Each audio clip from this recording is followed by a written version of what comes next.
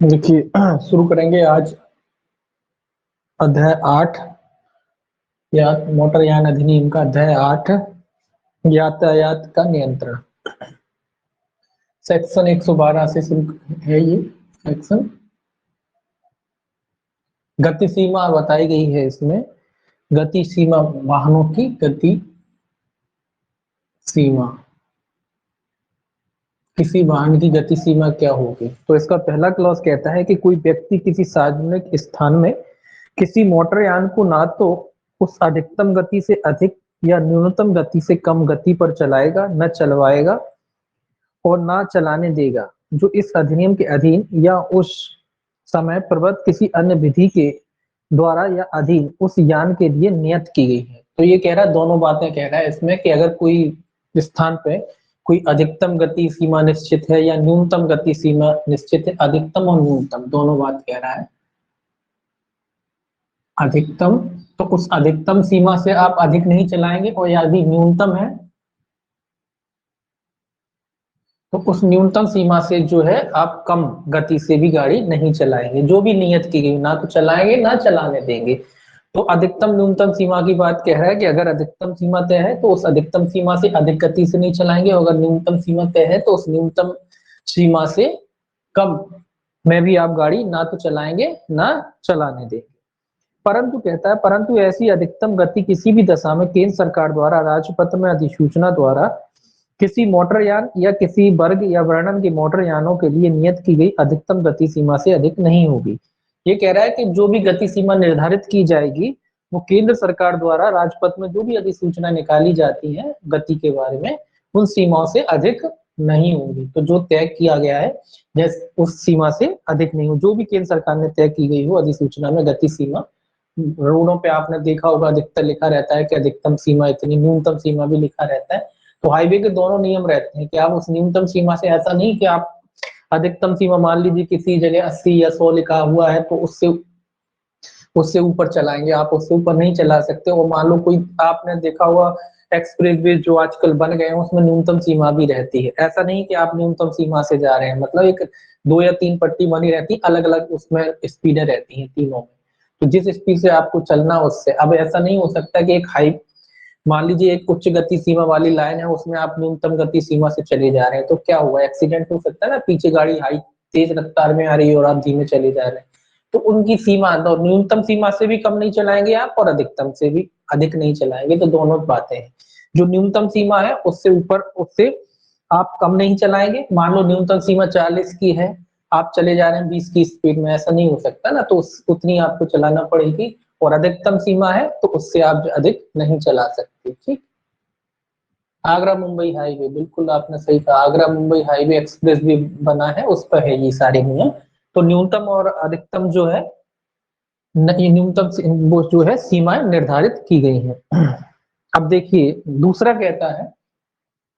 यदि राज्य सरकार या ऐसे किसी प्राधिकारी का जो इस निमित्त राज्य सरकार द्वारा प्राधिकृत हो समाधान हो जाता है कि सार्वजनिक सुरक्षा या सुविधा की दृष्टि से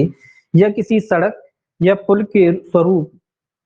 के कारण यह आवश्यक है कि मोटरयानों की गति परिसीमा की जाए, तो वह राजपत्र में अधिसूचना द्वारा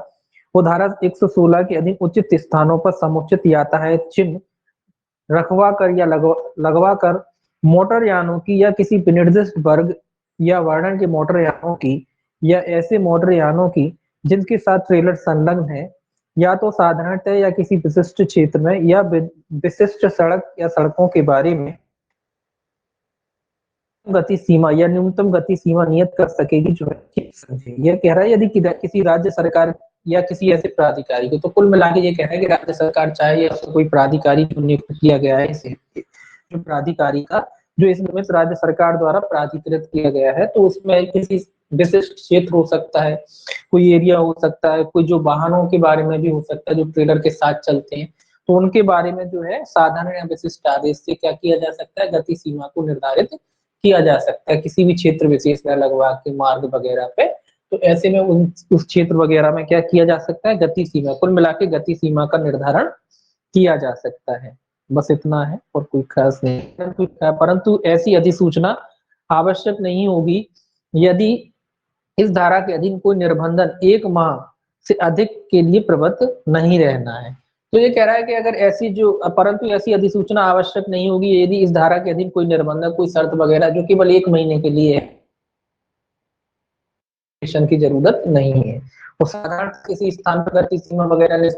नहीं बनाया जा रहा तो फिर नोटिफिकेशन निकाला जाएगा। और टेम्परेरी है व्यवस्था तो फिर ऐसे में जो है नोटिफिकेशन की आवश्यकता नहीं, महीने के अंदर अंदर है, 1 महीने से ज्यादा के लिए नहीं है ऐसा कोई परिवर्तन जो हो रहा है, 1 माह से अधिक के लिए नहीं है तो फिर नोटिफिकेशन की आवश्यकता नहीं है। तीसरा कहता है इस तरह की कोई बात धारा 60 के अधीन रजिस्ट्री किसी यान को उस समय लागू ना होगी जब है उसका उपयोग युद्धाभ्यास और खुले क्षेत्र में गोला चलाने तथा तोप दागने की धारा 2 की उपधारा 1 के अधीन अधिसूचना में विनिर्दिष्ट क्षेत्र और अवधि के दौरान युद्धाभ्यास के लिए किया जा रहा है। ये कह रहा है कुल मिला के जो वाहन जो होते हैं मिलिट्री वाले जो वाहन होते हैं युद्ध ऐसा कोई समय है जब वो अपनी प्रैक्टिस की ट्रेनिंग वगैरह करते हैं तो उन मामलों में ये जो है नियम लागू नहीं होता। तोप के दाग गोले दागने वगैरह ये सब लिखा है। तो कुल मिला के ये अभ्यास वगैरह करते हैं ये लोग मिलिट्री वाले जो वाहन होते हैं उन पर लागू नहीं होता। उन पर इसलिए लागू नहीं होता, एक तो पहली बात जो अगर युद्ध ये इतने तेज नहीं चलते, धीमे चलते हैं तो ये जब मतलब प्रैक्टिस कर रहे होते हैं किसी क्षेत्र वगैरह में तो उन पर जो है ये गति वाला जो नियम जो है लागू नहीं होता उस दौरान जब ये टेस्ट वगैरह कर रहे होते हैं अपने उस समय। तो ये तो खैर कोई अपने मतलब का नहीं है। 113 देखिए क्या कह रहा है। तो कुल मिला के ये है कि अधिकतम और न्यूनतम सीमा जो है तय की जा सकती है। जो अधिकतम सीमा है तो उससे भी अधिक नहीं चलाएंगे, न्यूनतम सीमा है तो उससे भी कम आप अभी स्पीड से आप गाड़ी नहीं चलाएंगे। 113 क्या कहता है? 113 कहता है भार की सीमाएं और उपयोग किए जाने के बारे में निर्बंधन। कह रहा है कि भार की क्या सीमाएं होंगी। ये कहता है राज्य सरकार राज्य या प्रादेशिक परिवहन प्राधिकरण द्वारा यानों के लिए परमिट दिए जाने के संबंध में शर्तें भेद कर सकेगी तथा किसी क्षेत्र में या मार्ग पर ऐसे यानों का उपयोग प्रतिषिद्ध या निर्बंधित कर सकेगी। ये क्या कह रहा है कि राज्य सरकार जो है राज्य या प्रादेशिक प्राधिकरण द्वारा परिवहनों के जो परिवहन यानों के लिए जो परमिट दिए जाते हैं के संबंध में यानों के संबंध में शर्तें लगा सकती है कि जो किस तरीके से जो है ये उन शर्तों का पालन करेंगे तथा किसी क्षेत्र में या मार्ग पर ऐसे यानों का उपयोग प्रतिषिद्ध या निर्बंधित कर सकेगी। मतलब किसी क्षेत्र वगैरह है उस पर रोक भी लगा सकती है वाहनों के बारे में, यानों के बारे में, परिवहन वाहनों के बारे में कह रहा है। परिवहन वाले वाहनों की परमिट के संबंध में नियम बना सकती है, किसी क्षेत्र में रोक लगाना चाहे तो रोक लगा सकती है वैसे वाहनों को ले जाने के लिए। तो कुछ भी कुल मिला के केंद्र सरकार जो राज्य सरकार है वो शर्तें वगैरह लगा सकती। दूसरा कहता है जैसा अन्यथा भेद किया जाए उसके सिवाय कोई व्यक्ति किसी ऐसे मोटरयान को बाती या टायर ना लगे हों किसी सार्वजनिक स्थान में ना तो चलाएगा ना चलवाएगा और ना चलाने देगा।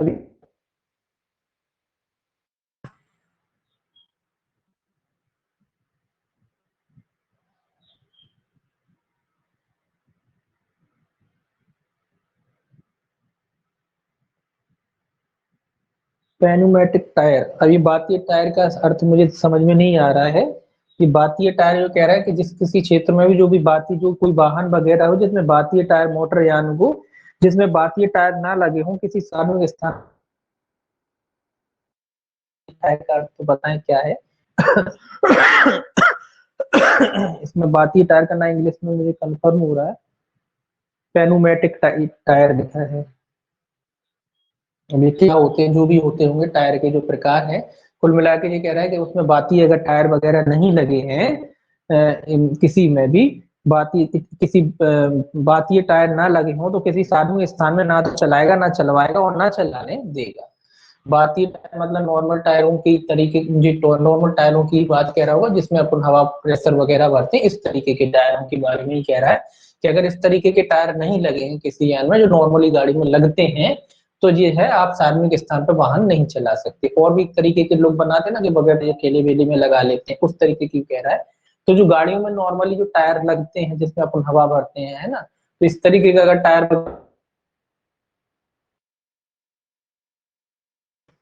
अगला कहता है इसमें तीसरा, कोई व्यक्ति ऐसे किसी मोटरयान या ट्रेलर को किसी सार्वजनिक स्थान में ना तो चलाएगा, ना चलवाएगा और ना चलाने देगा। पहला कहता है जिसका लदान रहित भार यान के रजिस्ट्रीकरण प्रमाण पत्र में निर्दिष्ट लदान रहित भार से अधिक है। तो ये कह रहा है भार के वेट की बात कह रहा है कि अगर जो भी वेट उसका निश्चित किया गया है उस वेट से अगर अधिक है, लदान रहित जो भी भार है उसका, उस जो आपका निर्धारित किया गया है उस निर्धारित भार से अगर अधिक है, आप उसको सार्वजनिक स्थान पर नहीं चला सकते। दूसरा कहना, जिसका लदान रहित भार रजिस्ट्रीकरण प्रमाण पत्र में विनिर्दिष्ट यान रहित सखर भार से अधिक है। जो भी रजिस्ट्रीकरण आपका हुआ है उसमें जो भी भार था उससे अगर अधिक है तो अभी फिर जो है आप उसको सार्वजनिक स्थान पर नहीं चला सकते। अगला कहता है जहां उपधारा 2 या 3 के का उल्लंघन करके चलाए गए किसी मोटरयान या ट्रेलर का ड्राइवर या भारसाधक व्यक्ति उसका स्वामी नहीं है, वह न्यायालय यह उपधारणा कर सकेगा कि वह अपराध उस मोटरयान ट्रेलर के स्वामी की जानकारी से या उसके आदेशों के अधीन किया गया है। ये कह रहा है कि जो भी वाहन चला रहा है अगर वो उसका स्वामी वगैरह नहीं है और अगर इस तरीके का कोई अपराध किया जाता है तो न्यायालय उपधारणा की बात कह रहा है, न्यायालय ये उपधारणा कर सकता है कि जो है ऐसा अपराध किया गया है ना। कोई ड्राइवर चला रहा है, मान लो कोई और चला रहा है, मॉडल जो उसका व्हीकल का स्वामी नहीं है, और अगर इससे इस ये वाला अपराध किया जाता है तो न्यायालय उपधारणा कर सकता है कि ये स्वामी की अनुमति से ये अपराध किया गया है। अब देखिए 1 मिनट,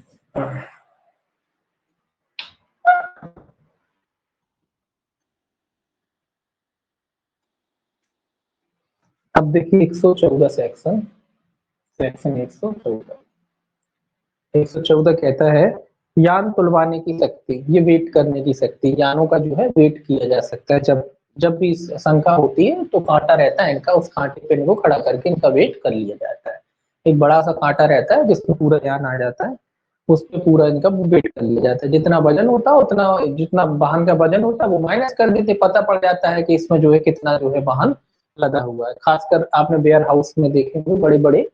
जो होते हैं एक कांटे रहते हैं, मतलब पिलर टाइप के रहते हैं, उसमें लंबे लंबे, उस पर खड़ा हो जाता है वाहन पूरा भर के, पूरा पूरा भर के खड़ा हो जाता है, पूरा वेट कर लेते हैं और फिर जितना वाहन का वजन होता है वो उसमें माइनस कर देते हैं, तो समझ में आ जाता है कि कितना इसमें माल है। तो उसी के लिए उसी तरीके का इसमें भी हो सकता है। पहला कह रहा है यदि राज्य सरकार द्वारा इस निमित्त प्राधिकृत मोटर यान विभाग के किसी अधिकारी या किसी अन्य व्यक्ति के पास यह विश्वास करने का कारण है कि किसी माल या माल यान या ट्रेलर का उपयोग धारा 113 का उल्लंघन करके किया जा रहा है, तो वह ड्राइवर से यह अपेक्षा करेगा कि वह यान को तुड़वाने के लिए बाहर से ऐसे किसी लो तौल यंत्र पर यदि कोई हो ले जाए जो किसी स्थान से आगे के मार्ग पर 10 किलोमीटर की दूरी के अंदर या यान के गंतव्य स्थान से 20 किलोमीटर की दूरी के अंदर हो, और यदि ऐसे तुलवाने पर यह पाया जाता है कि उस यान ने भार से संबंधित धारा 113 के उपबंधों का इसी प्रकार उल्लंघन किया है, तो वह ड्राइवर को लिखित आदेश द्वारा या निर्देश दे सकेगा कि वह अधिक वजन को अपनी जोखिम पर उतार दे और यान या ट्रेलर को उस स्थान से तक न हटाए, लदान रहित भार कम नहीं कर दिया जाता है। यान अथवा ट्रेलर की बाबत अन्यथा ऐसी कार्रवाई नहीं कर दी जाती जिससे वह धारा 113 का अनुपालन करे, और ऐसी सूचना प्राप्त होने पर ड्राइवर ऐसे निर्देशों का पालन कर सकेगा। तो ये कह रहा है जब भी कोई ऑफिसर होता है उसको लगता है कि जो ओवरलोडिंग की बात कह रहा है कि अगर ओवरलोडिंग अगर उसे वाहन लग, तो वो इसमें कह रहा है कि 10 किलोमीटर के एरिया में जो भी नाप केंद्र होता है, तो ये कहता है उसको पकड़ा गया है उसके 10 किलोमीटर के दायरे में वो कह सकता है कि उस एरिया में उस जो लदान केन है जो बाहर मेजरमेंट होता है जहाँ, वहां जाके आप उसका वेट कराएं। वहां पे भी पर्ची बनेगी, वेट की पर्ची बना के देते हैं जो लोग कि भैया आपका कितना टोटल कितना वेट था, तो उसकी कह सकता है कि 10 किलोमीटर के एरिया में आप जाकर कराएं, उसका वेट कराएं। या फिर कह रहा है गंतव्य स्थान से 20 किलोमीटर की दूरी, मतलब गंतव्य स्थान से 20 किलोमीटर की, जहाँ आप जाने वाले हैं वहां से 20 किलोमीटर की, 20 किलोमीटर दोनों ही बातें हैं। या वहीं क्यों चेक कराना है तो 10 किलोमीटर का एरिया है, रेडियस है, वहीं चेक करा सकता है, या जहां वो पहुंचता है वहां पर जो गंतव्य स्थान है उसका जहां पहुंचना है उसे उस उधर पहुंचने के बाद 20 किलोमीटर का एरिया, वहां पर 20 किलोमीटर के एरिया में जो भी मतलब कांटा होगा वहां इनका तौल वगैरह करा सकते हैं। और फिर वही बात है कि जितना एक्स्ट्रा वजन होगा कह सकता है कि भैया अपने जोखिम पर ही मतलब उसको उतारना पड़ेगा, उसको कम करना पड़ेगा, उसको कम करा जाइए आदेश वो दे सकता है। और क्या कुल मिला के जो भी है जो एक्स्ट्रा वजन है उसके लिए क्या करता है, कम नहीं कर दिया जाता, तो वह यहाँ ट्रेलर की बाबत अन्यथा ऐसी कार्रवाई नहीं कर दी जाती। तो कुल मिला के जो भी एक्स्ट्रा आपका भार था उसके लिए कार्रवाई वगैरह की जाएगी है। तो एक्स्ट्रा वेट है तो उसके लिए कार्रवाई वगैरह की जाएगी, एक्स्ट्रा वेट है तो उसे उतारना भी पड़ेगा। और ये एरिया है अगर 10 किलोमीटर और गंतव्य स्थान की बात करें तो 20 किलोमीटर के दायरे में उसका वेट कराने के लिए वो उससे कह सकता है। दोनों चीजें याद रखना आपको, 10 किलोमीटर के दायरे में नॉर्मली जैसे पकड़ा यहाँ पकड़ा और यहाँ हमने देखा कि आसपास हुई है तौल केंद्र, तो 10 किलोमीटर के दायरे। अब ये तो नॉर्मल है, वैसे आपको लग रहा हो कहाँ मिलेंगे, कहीं जहाँ वेयर हाउस होते हैं वहां ये आपका तौलने का स्थान होता है। और आजकल तो आप देखेंगे हर गाँव में अधिकतर वेयर हाउस बने ही गए हैं, रोड किनारे बहुत वेयर हाउस है, तो कहीं भी कह सकते हैं कि जाके आप वेट करा लो, खाना वहाँ होता है ना। वैसे तो ये बड़े जो देश होते हैं, शहर होते हैं, वहां तो रोड में ही रहता है, जैसे ही आप क्रॉसिंग पे जाते हैं ऑटोमेटिक वेट हो जाता है, उसी में वो फिट रहते हैं। रोड में जैसे कोई भी गाड़ी निकलती है तो पता पड़ जाता है। हालांकि इंडिया में कोशिश करी जा रही है अभी किस तरीके के बनाए जाए कि जैसे ही रोड पे आएंगे आप क्रॉसिंग पे आएंगे, कई जगह करी भी गई है कि आपका जैसे ही वाहन आएगा क्रॉसिंग पे वहीं आपका वेट हो जाएगा, पता पड़ जाएगा कि इसमें जो बाहर है वो कितना है। तो इस तरीके कोशिश की जा रही कि अलग अलग ना जाना पड़े, क्योंकि अभी पूरी जगह ऐसी व्यवस्था नहीं है, इसीलिए ये वाला नियम है 10 किलोमीटर जाके वेट करा के लाओ, वहां वेट कराएंगे, वहां वो पर्ची वगैरह बना के देते हैं इनकी कि इनका जो वाहन का वेट है कितना है, फिर उसी के हिसाब से तो जुर्माना लगेगा, फाइन लगेगा जो भी एक्स्ट्रा वेट वगैरह होगा। दूसरा कहता है उपधारा 1 के अधीन प्राधिकृत व्यक्ति उस आदेश द्वारा लिखित रूप से करता है, क्या लिखा हुआ है, जहां उपधारा 1 के अधीन प्राधिकृत व्यक्ति उस आदेश लिखित रूप में करता है वहां माल वाहन परमिट पर अधिक लदान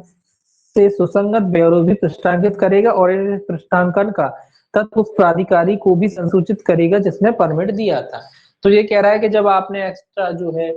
माल लदान किया था तो कुल मिला के वही टीप लगाएगा, आपकी परमिट में लिख देगा कि भैया इतना आपको परमिशन थी माल ले जाने की और इससे ज्यादा आप ले जा रहे थे, उसमें परमिट में टीप लगाने के बाद जिसने परमिट जारी किया था प्राधिकारी को उसको इसकी सूचना दी जाएगी कि जो है ओवरलोडिंग कुल मिला के गाड़ी की कर रहे थे। तो ये धारा 113 पर काय से 114 जो काय से संबंधित तो ओवरलोडिंग से संबंधित है, जो ओवरलोडिंग गाड़ी वाले करते हैं उससे संबंधित। हालांकि हर गाड़ी ओवरलोडिंग ही जाती है भारत में, आपने देखा हो कितना कितना भर भर के ले जाते हैं और खुलेआम ले जाते हैं, कोई नहीं पकड़ता इनको, है ना, कोई नहीं पकड़ता। हर गाड़ी ओवरलोडिंग चलती है भारत में, लगभग सभी गाड़ियां ओवरलोडिंग चलती है। आप रोड पे निकलोगे तो आप ट्रैक्टर ट्रॉली देख लीजिए कितनी भरी होती है, उनके बगल से निकलने से लगता है कि कहीं गाड़ी पे ना गिर जाए, दब जाए, तो इतनी ओवरलोडिंग गाड़ियां चलती हैं, कोई नहीं पकड़ता। हालांकि तो ओवरलोडिंग चलती है उसके लिए ये नियम है कि भाई ओवरलोडिंग नहीं चलेगी लेकिन चलती है। अब देखिए ओवरलोडिंग चलने की वजह इतने इसीलिए है कि हमारे जो रोड है,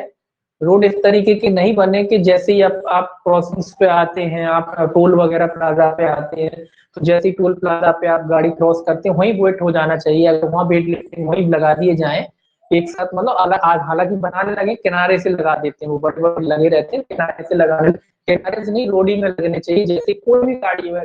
जाए उसका फुल वेट हो जाता है। तो उस तरीके के अगर लग जाएंगे तो फिर ये ओवरलोडिंग बंद हो जाएंगी, जहाँ भी लग जाएंगे तो ओवरलोडिंग बंद हो जाएंगे। जैसे ही रोड में फिक्स हो जाएंगे आपकी गाड़ी गई ऑटोमेटिक आपकी आगे वेटिंग हो जाती है, तब जाके ये ओवरलोडिंग खत्म होती है ना। अब देखिए 115 कहता है यानों का उपयोग निर्बंधित करने की शक्ति, ये निर्बंधित करना मतलब रोकने की शक्ति है, यानों के उपयोग को रोकना। ये कहता है यदि राज्य सरकार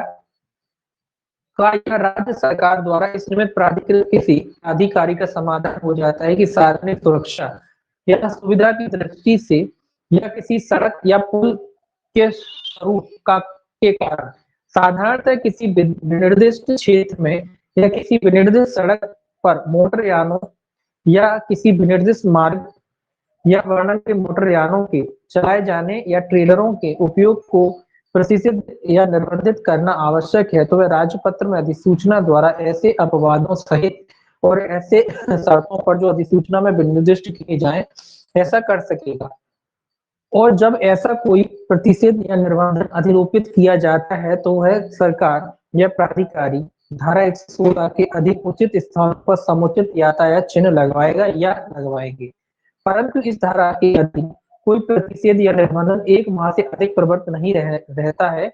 वह राजपत्र में उसकी अधिसूचना आवश्यक नहीं होगी, किंतु ऐसे प्रतिषेध या निर्बंधन का ऐसे स्थानीय प्रचार किया जाएगा जैसा परिस्थितियों में संभव हो। ये कह रहा है कि सरकार रोक लगा सकती किसी मार्ग वगैरह पे। रोक लगाने की कई वजह हो सकती, मान लो रोक इतना खतरनाक हो गया है कि भाई लोग वाहन जो है नहीं जा सकते, लोगों को खतरा हो सकता है, खुद पिट जाते हैं ना वाहन रोड वगैरह। तो ऐसे में जो है सरकार उस पर रोक लगा देती है। उदाहरण के लिए मान लो कोई पुल था, अभी जो बाढ़ें आई थी तो उसमें कई जो रास्ते हैं सरकार ने बंद कर दिए थे और उनमें दरारें आ गई थी। तो इस तरीके का अगर कोई हो जाता है घटनाएं और सरकार को लगता है कि भैया जो है वाहन चलाना खतरनाक है, तो कोई भी मार्ग हो सकता है उस पर सरकार जो है रोक लगा सकती है वाहनों के जाने से। तो इस तरीके की अगर कोई घटना हो जाती है या इस लायक नहीं रह जाते, वो कुल मिला के रोड वगैरह इस खतरनाक हो जाते हैं, तो उस जो रोड है उस पर से रोक लगाई जा सकती है यानों के गुजरने से। इसमें भी वही शर्त लिखा है कि अगर ऐसा टेम्परेरी हुआ है, मान लो थोड़े दिनों के लिए हुआ है, 1 माह के से कम के लिए है, तो फिर उस पर रोक नहीं लगाई जाएगी। हालांकि उस पर ऐसी कोई जरूरी नहीं सरकार को उस पर भैया कोई नोटिफिकेशन, रोक तो लगाएगी, नोटिफिकेशन निकालना आवश्यक नहीं है। रोक लगाएगी वहां नोटिफिकेशन निकालेगी सरकार, लेकिन केवल 1 माह की बात है कि मतलब अभी एक रिपेयरिंग वगैरह हो जाएगी, तो फिर ऐसे में सरकार को नोटिफिकेशन निकालना आवश्यक नहीं है। हाँ, वो समाचार पत्र वगैरह में निकलवा देती लोकल में कि भैया जो रोड है खराब हो गया है, उस पर अभी मान कुछ दिनों के लिए अवरुद्ध रहेगा, बंद रहेगा। और अन्य मामलों में जो है अगर ज्यादा समय के लिए रुक रहे हैं तो फिर सरकार नोटिफिकेशन उसका अलग से निकालेगी कि रास्ता जो है बंद किया जाता है ना, इस तरीके की बात। अगर ज्यादा टाइम के लिए मतलब कुल मिला के उसकी रिपेयरिंग में ज्यादा टाइम लगने वाला है तो फिर नोटिफिकेशन निकालेगी सरकार। और केवल 1 माह वाली बात है तो साधारण समाचार पत्र में सूचना प्रकाशित कर दी जाएगी कि ये रोड है 15 दिन 20 दिन जो है बंद रहेगा। इस तरीके से सूचना निकाल दी सकती है। मतलब फिर उसके लिए नोटिफिकेशन नहीं निकालना पड़ेगा, साधारण सूचना निकाल देगी सरकार। अब देखिए 115 के बाद आपका जी कहता है 116। 116 कहता है यातायात चिन्ह लगवाने की शक्ति। ये यातायात जो मार्ग पे चिन्ह लगे रहते हैं उसके बारे में कहता है,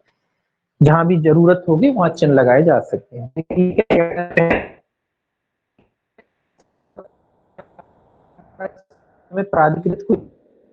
प्राधिकारी या अधिकारी धारा 112 की उपधारा 2 के अधीन नियत किन्हीं गति सीमाओं को या धारा 115 के अधीन अधिरोपित किन्हीं प्रतिषेधों या निर्बंधनों को या साधारण मोटर यान यातायात के विनियमन के प्रयोजन के लिए यातायात चिन्ह को सार्वजनिक जानकारी के प्रयोजनों के लिए किसी सार्वजनिक स्थान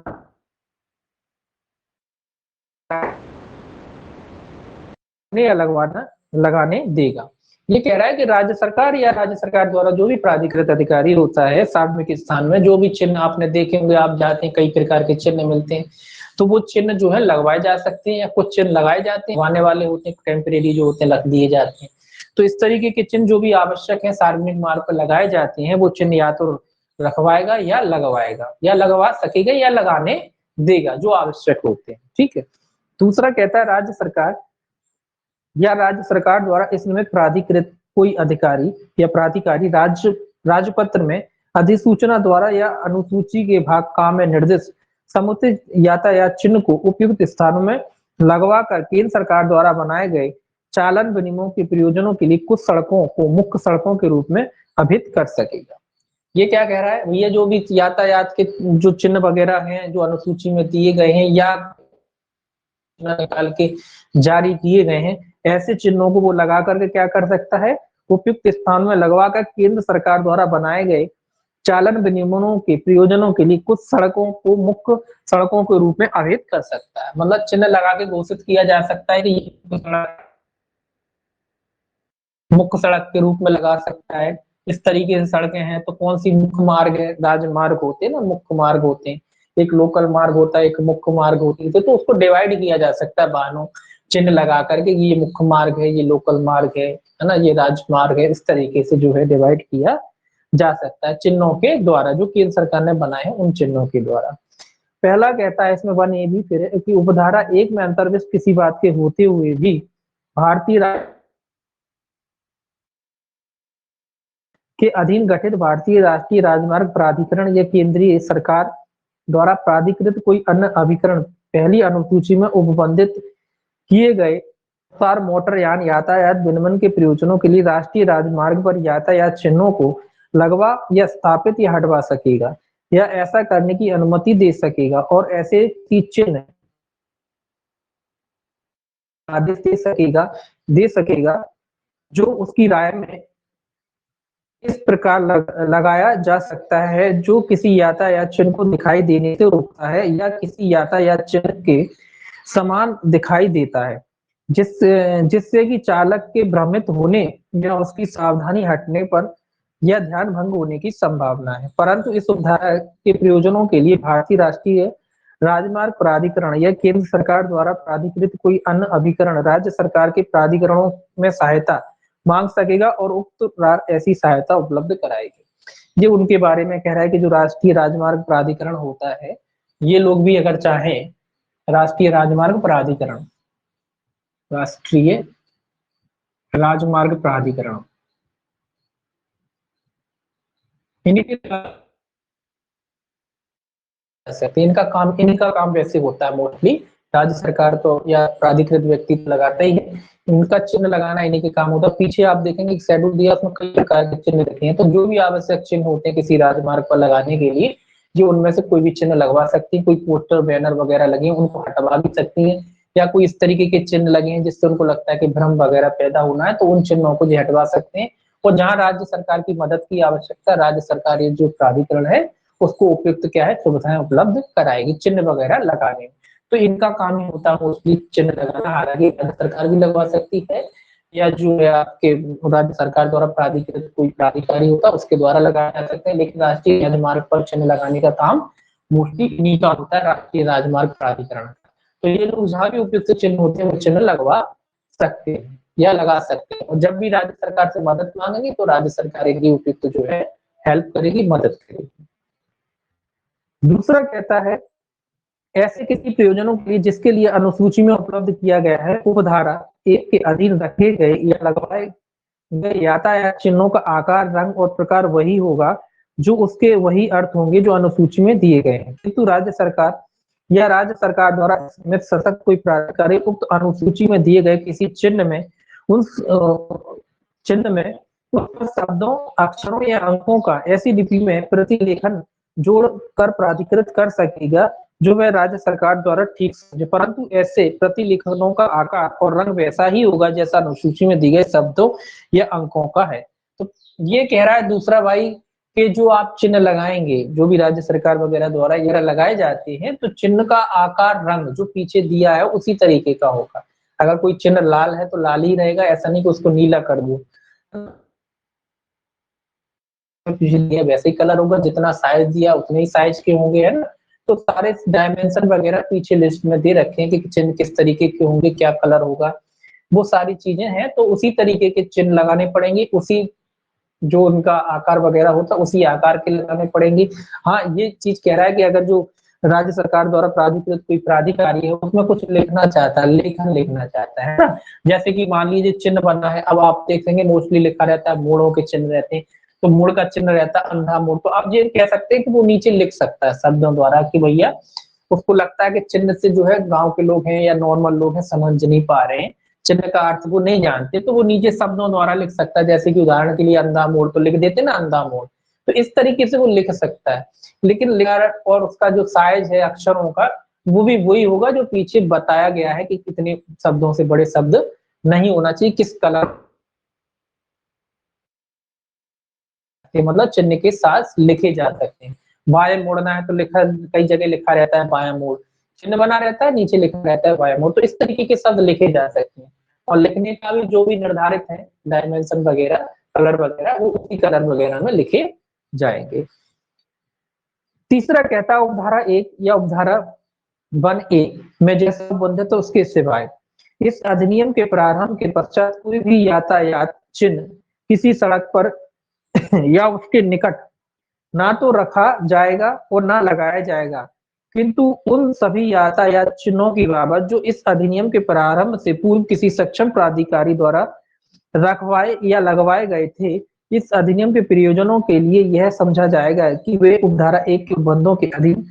रखे या लगवाए गए यातायात चिन्ह है। ये क्या कह रहा है तीसरा, कि इसके सिवाय जैसा इस अधिनियम में बताया गया है उसके सिवाय ना तो कोई एक्स्ट्रा चिन्ह लगाए जाएंगे ना रखवाए जाएंगे, लेकिन अगर कोई चिन्ह पहले से पूर्व से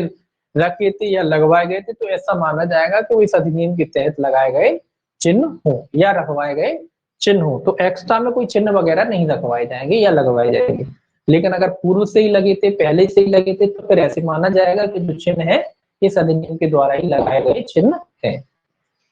अगला कहता है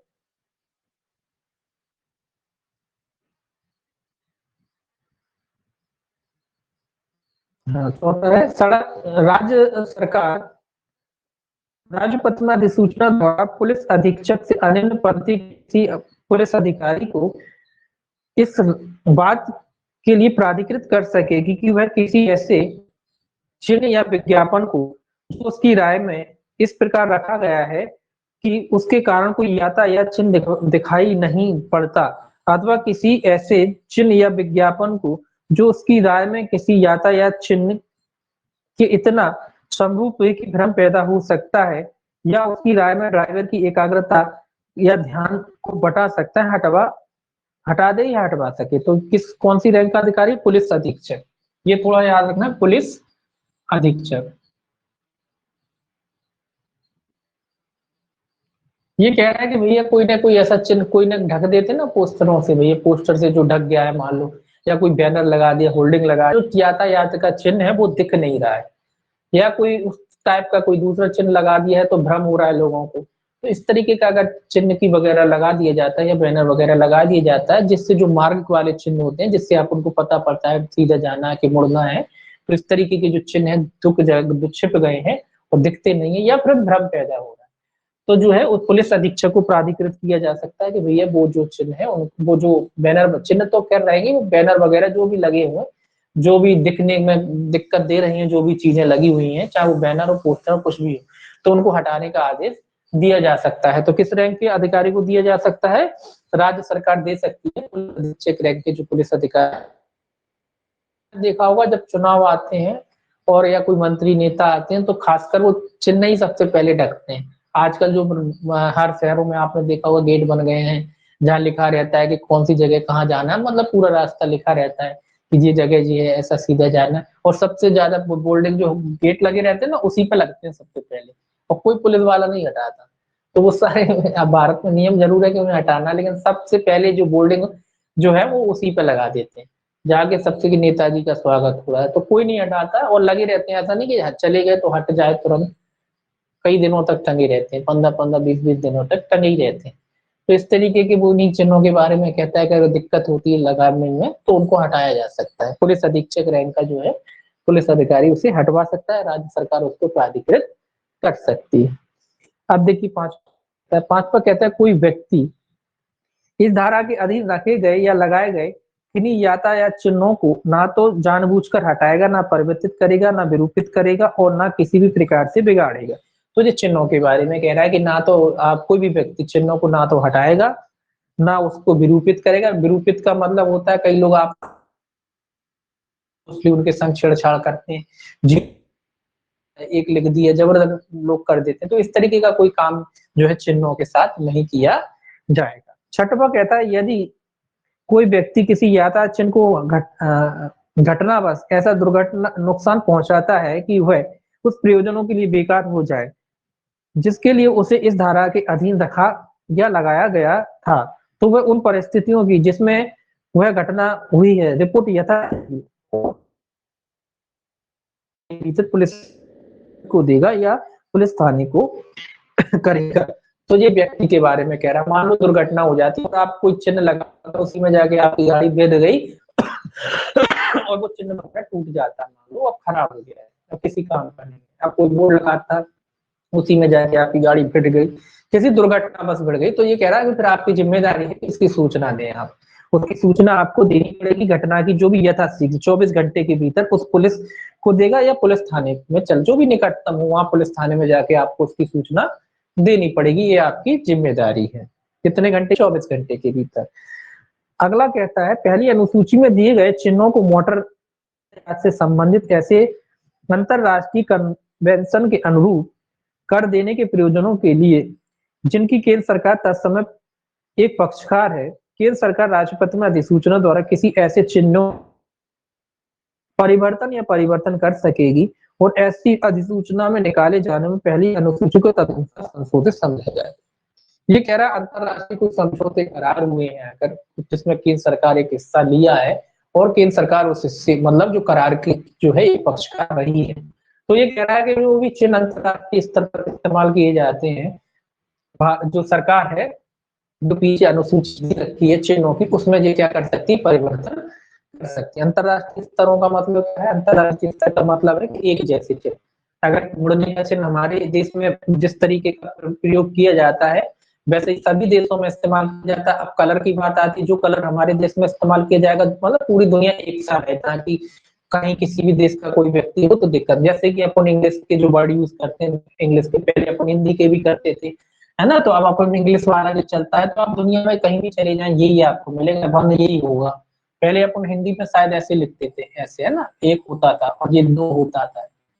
ना, तो ये वाले अक्षर अपन इंटरनेशनल में अभी अपना लिए, तो उसी तरीके से चिन्ह की बात कह रहा है कि जो चिन्ह है अंतरराष्ट्रीय करार कन्वेंशन हुए हैं तो सब लोग अपना ले, अगर भारत सरकार ने अपनाए हैं तो फिर वो जो पीछे अनुसूची में अगर कोई ऐसा चिन्ह जो अपने अलग हो या कलर वगैरह में अलग हो तो उसमें संशोधन कर सकती है सरकार अगर समझौते वगैरह हुए हैं। ऐसे समझौते अधिकतर होते रहते हैं, कुछ चीजें ऐसी होती हैं जो अंतरराष्ट्रीय स्तर पर एक सी ही होनी चाहिए, तो इसीलिए सरकार जो है समझौते वगैरह अगर किए हैं तो उनमें समझौते किए हैं तो फिर वो जब स्वाभाविक सी बात है जब समझौते वगैरह किए हैं और कोई चिन्ह ऐसा है जो हमारा अंतरराष्ट्रीय स्तर को पूरा नहीं कर रहा है तो स्वाभाविक सी बात है कि सरकार जो पीछे चिन्ह दिए गए हैं उनमें क्या कर सकती है, उनमें परिवर्तन कर सकती है, संशोधन कर सकती है, तो उसी के बारे में कह रहा है।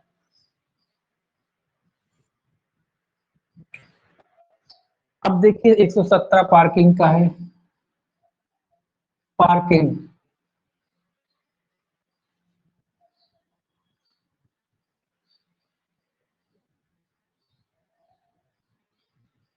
पार्किंग स्थल और विराम स्थल, पार्किंग स्थल और विराम स्थल दोनों के बारे में, विराम स्थल एक ही बात है। ये कहता है राज्य सरकार या राज्य सरकार द्वारा इस निमित्त प्राधिकृत कोई अधिकारी संबंधित क्षेत्र में अधिकारिता रखने वाले स्थानीय प्राधिकारी के परामर्श करके ऐसे स्थान अवधारित कर सकेगा जहां मोटरयान या तो अनिश्चित या विनिर्दिष्ट समय तक ठहर सकेंगे तथा वे स्थान अवधारित कर सकेगा जिसमें सार्वजनिक सेवा या उतने समय से अधिक समय तक ठहर सकेंगे जितनी यात्रियों को चढ़ाने और उतारने के लिए आवश्यक है, परंतु राज्य सरकार या प्राधिकरण ऐसे स्थलों का अवधारण करते समय सड़क मार्ग का उपयोग करने वाले व्यक्तियों की सुरक्षा और यातायात के निर्बाध संचालन को पूर्णता प्रदान करेगी। ये क्या कह रहा है? ये कह रहा है जो यात्रियों को जो गाड़ियां वगैरह रुकती हैं दोनों चीजें कह रहा है,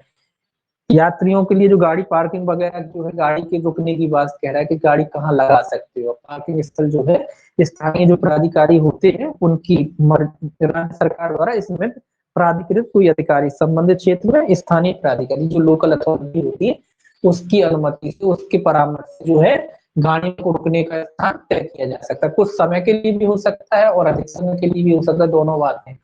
कि भैया आप यहाँ गाड़ी होल्ड कर सकते हो, पार्क कर सकते हो। ऐसा भी हो सकता है कि भैया आप एक दिन 2 दिन के लिए करना चाहें वो वैसे भी कर सकते हो, कुछ घंटों के लिए करना चाहें वो भी हो सकता है। इसके अलावा यात्रियों को चढ़ाने उतारने वाले जो स्टॉपेज बनाए जाते हैं उसके बारे में भी कह रहा है कि उसके लिए भी व्यवस्था है, वो भी पार्किंग है कि जब कहाँ कहाँ गाड़ी रुकेगी, कहाँ जो यात्रियों को लेगी उसके बारे में भी जो है बनाए जा सकते हैं। लेकिन जब ये स्टॉपेज इस तरीके के बनाए जाएंगे तो उसके बारे में ये कह रहा है कि यात्रियों की जो है सुरक्षा को ध्यान में रखा जाएगा कि भाई ऐसा तो ना हो कि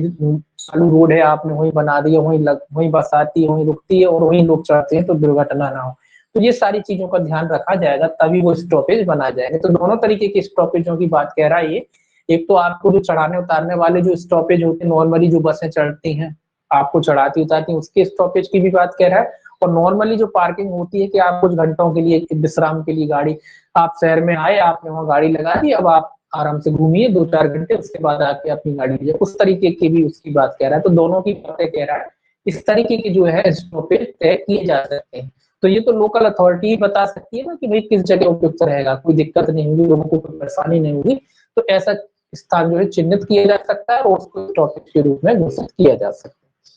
और दूसरा जो परंतु है, ये कहता है कि लोगों की सुरक्षा सबसे पहले जरूरी है, तो सुरक्षा को ध्यान में रखा जाएगा जब भी स्टॉपेज बनाया जाएगा। ये ना हो कि चालू रोड पे ही आपने स्टॉपेज बना दिया, वहीं से रोड निकलता है, वहीं से लोग चढ़ रहे हैं गाड़ी पे और कोई दुर्घटना हो जाए, तो ये सारी चीजों का ध्यान रखते हुए स्टॉपेज बनाया जाएगा। परंतु कहता है, परंतु यह और कि इस धारा के प्रयोजनों के लिए भारतीय राष्ट्रीय राजमार्ग प्राधिकरण अधिनियम 1988 के अधीन गठित राष्ट्रीय राजमार्ग प्राधिकरण या केंद्र सरकार द्वारा प्राधिकृत कोई अन्य प्राधिकरण भी ऐसे स्थानों का अवधारण कर सकेगा। तो ये कह रहा है कि भैया राष्ट्रीय राजमार्ग प्राधिकरण जो है होता है, या उसके अधीन गठित राष्ट्रीय राजमार्ग प्राधिकरण या केंद्र सरकार द्वारा क्या कोई अन्य अभिकरण, तो उनके द्वारा भी जो है स्टॉप जो है निर्धारित किया जा सकता है। राज्य सरकार तो कर ही सकती है, इसके अलावा जो राष्ट्रीय राजमार्ग प्राधिकरण है या इस राज्य केंद्र सरकार द्वारा गठित कोई अन्य प्राधिकरण होते हैं, तो इनको काफी निर्धारित जा सकते हैं कि गाड़ी जो है कितनी अवधि के लिए रुकेंगी। तो दोनों के बारे में 118 कहता है चालन विनिमय, 118 क्या कहता है, चालन विनिमय। ये कहता है केंद्र सरकार राजपथ में अधिसूचना द्वारा मोटर यानों के चलाने के लिए विनियमन बना सकेगी। मतलब कैसे विनियमन, मतलब शर्तें वगैरह भी कैसे चलाना है उसको, क्या शर्तें होंगी, तो कौन बनाएगा, केंद्र सरकार राजपथ में अधिसूचना द्वारा, केंद्र सरकार राजपथ में अधिसूचना द्वारा उनके बारे में विनियमन आदि तय कर सकती है कि कैसे गाड़ी के जो है नियम वगैरह कि भाई कैसे चलाओगे, क्या होगा, वो सारी चीजें। 119 कहता है यातायात चिन्हों का अनुसरण करने के कर्तव्य। ये तो आप जानते हैं सेक्शन ही काफी है कि भैया आप जब भी आप गाड़ी चलाते हो जो चिन्ह बने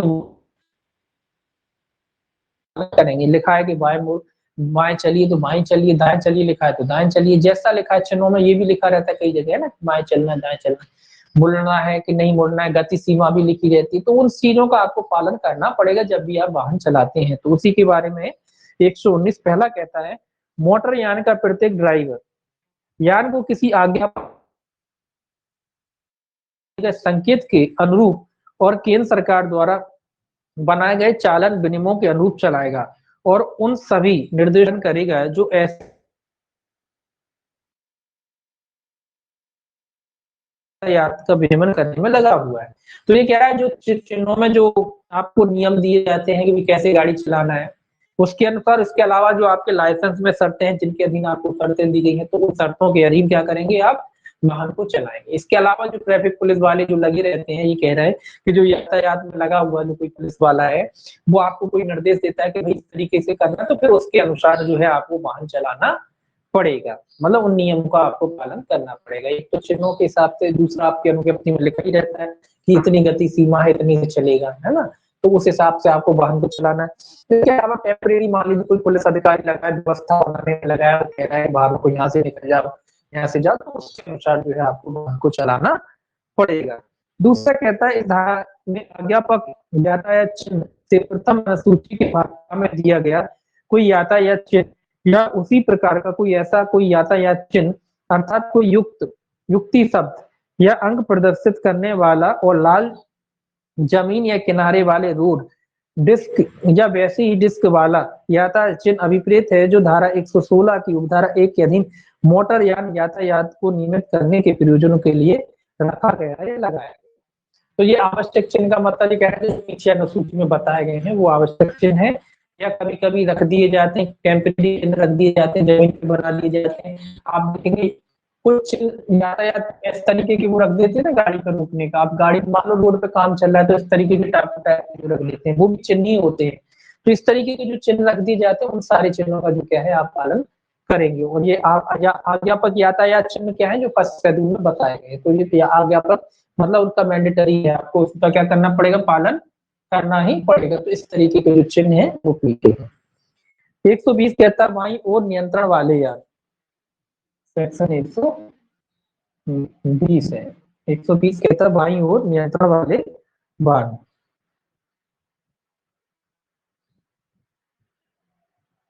लेफ्ट हैंडेड कंट्रोल। अब ये कहता है कोई भी व्यक्ति बाईं ओर के स्टीयरिंग नियंत्रण वाले किसी मोटर यान को किसी सार्वजनिक स्थान में तभी चलाएगा या चलवाएगा या चलाने देगा जब उसमें विहित प्रकार के यांत्रिक या वैद्युतिक संकेतक युक्ति लगी हुई है और वह चालू हालत में हो, अन्यथा नहीं। तो ये कह रहा है बाएं हाथ वाले जो वाहन है आप बाहर तभी चला सकते हैं जब उसमें क्या है चिन्ह वगैरह जो है आवश्यक चिन्ह वगैरह जो है लगे हुए हैं और क्या कह रहा है संकेत युक्ति लगी है और वह चालू हालत में है। तो चालू हालत में होना चाहिए और जो भी आवश्यक चिन्ह वगैरह है वो लगे हुए होना चाहिए। लेफ्ट हैंडेड गाड़ियों के बारे में कह रहा है कि जो लेफ्ट हैंडेड गाड़ियां हैं जो लगी हुई है तो उसमें आप तभी चला सकते हैं जब जो आवश्यक वगैरह चिन्ह वगैरह लगे हों और चालू हालत में हो तब। 121 कहता है संकेत और संकेतन युक्तियां, ये भी चिन्हों से संबंधित है। ये कह रहा है किसी मोटर यान का ड्राइवर ऐसे किसी संकेत ऐसे अवसरों पर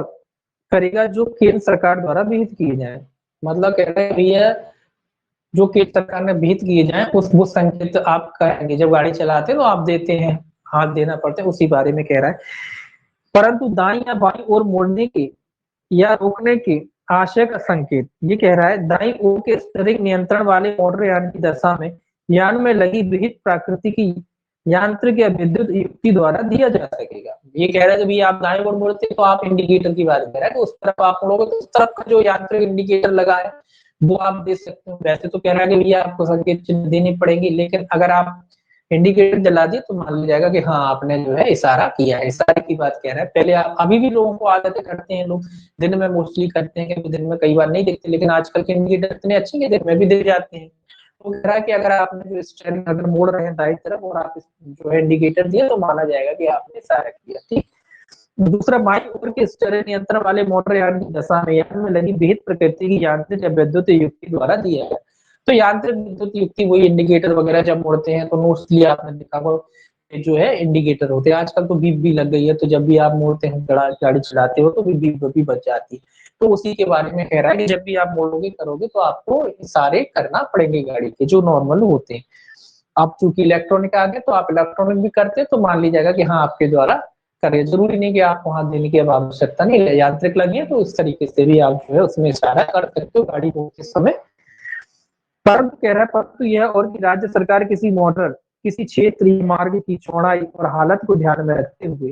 राजपत्र में अधिसूचना द्वारा किसी मोटर यान या किसी वर्ग या वर्णन के मोटर यानों को उस क्षेत्र या मार्ग पर चलने के प्रयोजनों के लिए इस धारा के प्रवर्तन में ऐसी शर्तों के अधीन रहते हुए छूट दे सकेगी जो उसमें निर्दिष्ट किए जाए। ये कह रहा है कि राज्य सरकार जो रोड है उसकी चौड़ाई वगैरह देखते हुए किसी भी वाहन को जो है उस रोड पे वगैरह पे चलने वगैरह के लिए क्या दे सकती है छूट वगैरह दे सकती है। तो रोड की देख के कैपेसिटी देख के कि भाई चौड़ा रोड है बड़ा वाहन चल सकता है तो उसको छूट दे देगी। अगर उसको लगता है कि संकरा वाहन है तो रोक लगा देगी भैया इसमें केवल छोटे ही वाहन जाएंगे बड़े वाहन नहीं जाते। तो उसी के बारे में कह रहा है कि अगर राज्य सरकार को लगता है जो रोड की लंबाई चौड़ाई देख के किस तरीके का है तो उस तरीके से अनुमति दी जा सकती है। अब देखिए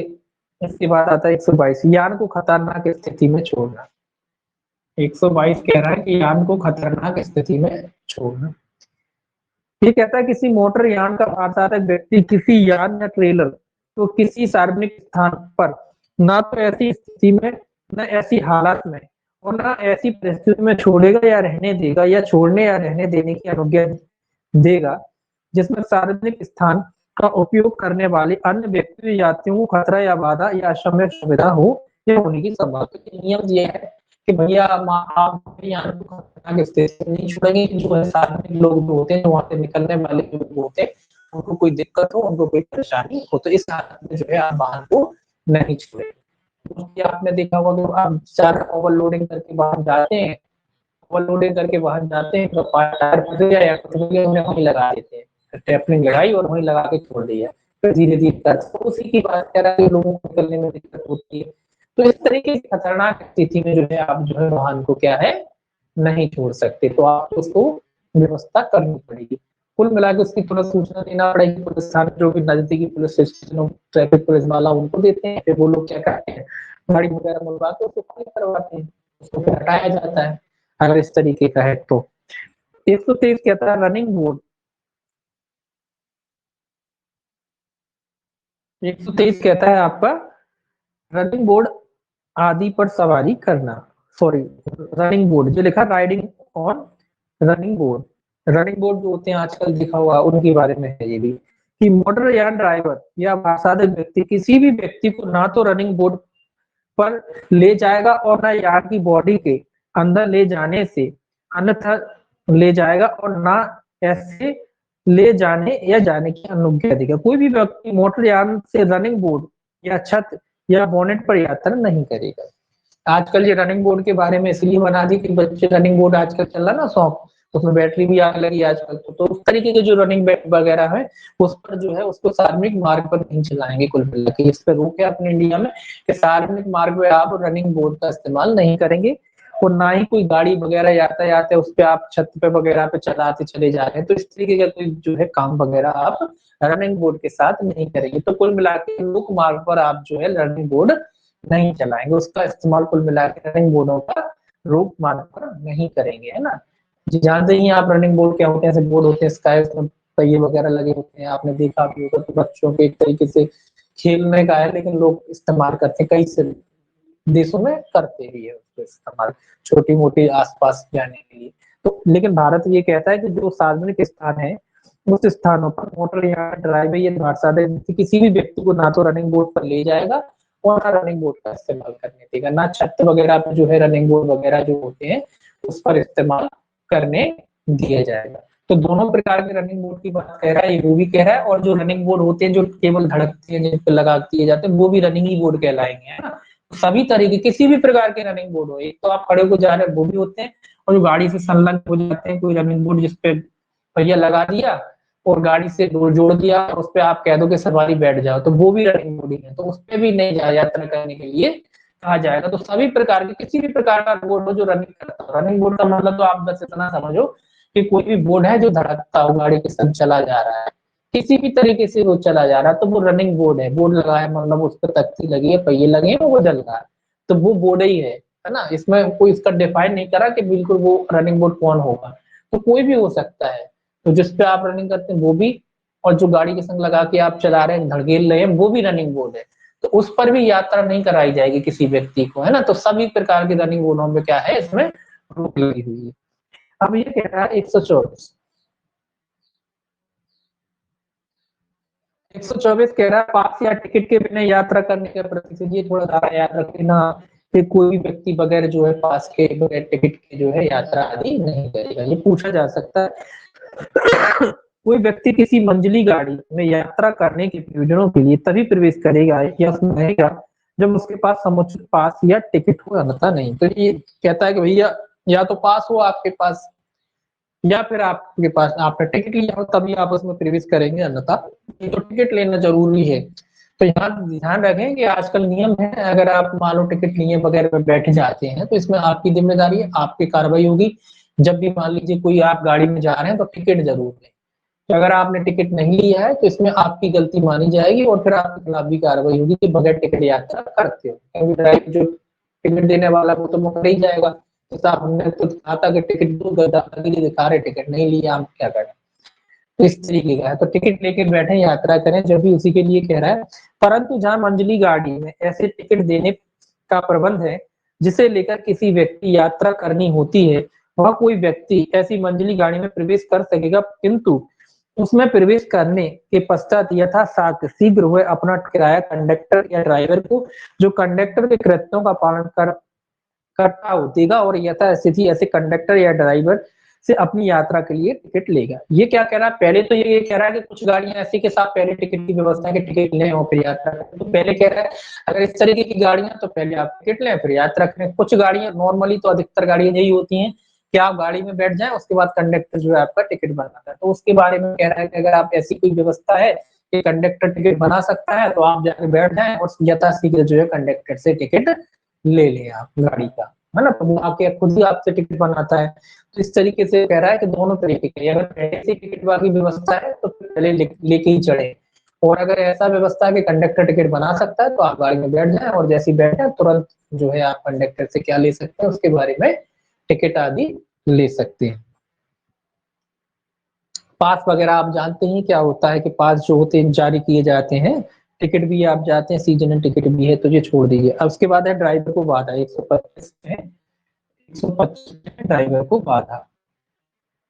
कहता है सिंपल सा कि मोटरयान चलाने वाला कोई भी व्यक्ति ऐसी रीति से या ऐसी जगह पर किसी व्यक्ति को खड़ा रहने या बैठने अथवा किसी वस्तु को रखने की अनुज्ञा न देगा जिससे यान पर नियंत्रण रखने वाला ड्राइवर को रुकावट हो। ये कह रहा है कि जब गाड़ी में कोई भी व्यक्ति बैठता है तो ड्राइवर के आसपास के एरिया की बात कह रहा है कि इस तरीके का सामान, इस तरीके की चीजें नहीं रखी जाएंगी कि ड्राइवर को जो है वाहन चलाने में दिक्कत हो, या पीछे देखने में दिक्कत हो, आगे देखने में दिक्कत हो, गियर डालने में दिक्कत हो, या उसे ढंग से बैठने में दिक्कत हो, ब्रेक लगाने में दिक्कत हो। तो इस तरीके के सामान वगैरह जो है उस गाड़ी में नहीं रखा जाएगा कि कोई ड्राइवर को दिक्कत आदि हो। अब देखिए खड़े यान कह रहा है 126, खड़े यानों के बारे में कह रहा है। ये कह रहा है कोई भी व्यक्ति जो मोटर यान चला रहा है, उसका भार साधक है, उस यान को किसी सार्वजनिक स्थान में उस दशा के सिवाय खड़ा न रखेगा या खड़ा रखने की अनुज्ञा न देगा जब वह ड्राइवर की सीट पर ऐसा व्यक्ति है जो उस यान को चलाने के लिए सम्यक रूप से अनुगत है, अथवा जब उसकी यांत्रिक क्रिया बंद कर दी गई है और ब्रेक लगा दिए गए हैं या लगा दिए गए हैं या ऐसे अन्य उपाय कर दिए गए हैं जिससे वह सुनिश्चित हो गया है कि ड्राइवर की अनुपस्थिति में वह यान घटना बस चल नहीं सकता। तो ये कह रहा है कि लापरवाही पूर्ण तरीके से कुल मिला के जो है आप सार्वजनिक स्थान पर वाहन नहीं छोड़ेंगे, और अगर आप उन्हें छोड़ना भी है तो पहले वो इंजन बंद करेंगे, ब्रेक वगैरह जो भी होते हैं, हैंड ब्रेक वगैरह जो भी गाड़ी में जो भी उपकरण होते हैं इस तरीके से लगा दिए गए कि अब गाड़ी जो है सुरक्षित है, धड़केगी नहीं या फिसलेगी नहीं या कोई दुर्घटना नहीं होगी, तभी आप उसे सार्वजनिक स्थान पर रोकेंगे। ऐसा नहीं कि आपने बड़ा गाड़ी चालू करके कई बार आपने देखा होगा ड्राइवर उतर जाते हैं, तो वो हरकतें नहीं करेंगे। आपकी गाड़ी चालू है और ड्राइवर उतर गया,